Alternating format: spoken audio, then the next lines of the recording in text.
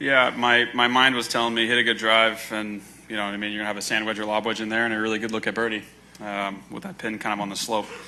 And then to sit there and sort of watch sort of what happened was a bit of a shock, obviously, and I really had to try and focus on the task at hand, and sitting there waiting, sort of watching, not really knowing what's going on, but kind of having an idea is a strange thing. So I was happy to just hit that tee shot straight down the fairway.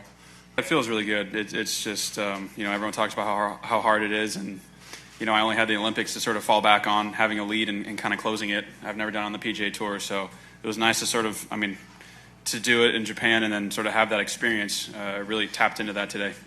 I haven't really had a hard time focusing growing up. My wife tells me I'm the worst multitasker on the planet, so that usually bodes well if you can only focus on one thing. And I think in the past when I've had 54-hole leads or close to the lead, my Sundays feel really fast, and I kind of, sitting back in the hotel or at a house on Sunday, sort of thinking what happened today. And so this week I really wanted to stay present and really just focus on sort of the task at hand, which was each and every shot. And I told Austin to sort of keep me accountable, hold me accountable on the first hole walking up there, and he did a really great job, and both of us were pretty much dialed in from the first hole. No, being out here, I've been out here long enough. This is my 6th year on tour, and you just know that no one's going to give it to you.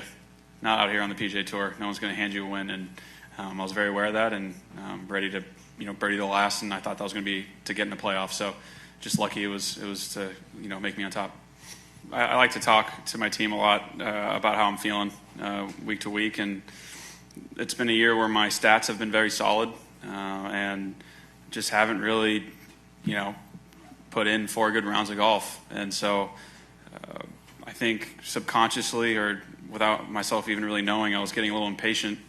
And this week I was just trying to be as self-aware as possible, to just stay as patient as possible, and just realize that I put the work in, and if I can just sort of do what I've been doing and just focus a little bit more throughout the day, that it'll pay off in a big way, and fortunately it did. I was expecting him to par birdie. You know what I mean? He hits it a really long way, so if he hit it down the fairway, he would have had a lob wedge in as well. And I just knew that the 18th hole is, even though it's downwind, that left bunker is dangerous, as we saw, and the right rough is probably the thickest on the property. So if for whatever reason you don't hit a great tee shot there, you're trying to play for par, and with the greens being firm and crusty, you just never know what can happen. And so I really just tried to worry about myself and the task at hand, and I think Austin and I did a really good job of that. I think to win more, but I really think this is like, in a small way, this is a big win for me mentally, just because I sort of had to check myself. You know what I mean?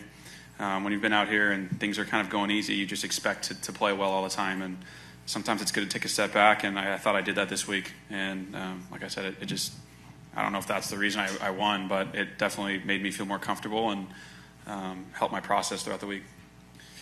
You just lock in. I don't really know how to describe it, but yeah, it sort of, after I saw what happened, I knew that there's a chance par would win and birdie for sure. So I had to hit the fairway, and so I was just so locked in that moment to hit that fairway and swing as hard as I could off that tee, and nothing else really mattered. So I'm not really sure how to answer that. So Heath and Carl, they're 2 great guys. They're a great team, and he was right there again in today, and then in Arizona. So he knows he can play to a level that will win out here on tour, and that's sort of, I think, I don't need to tell him anything. I think he just needs to keep knocking that door until he breaks that thing down.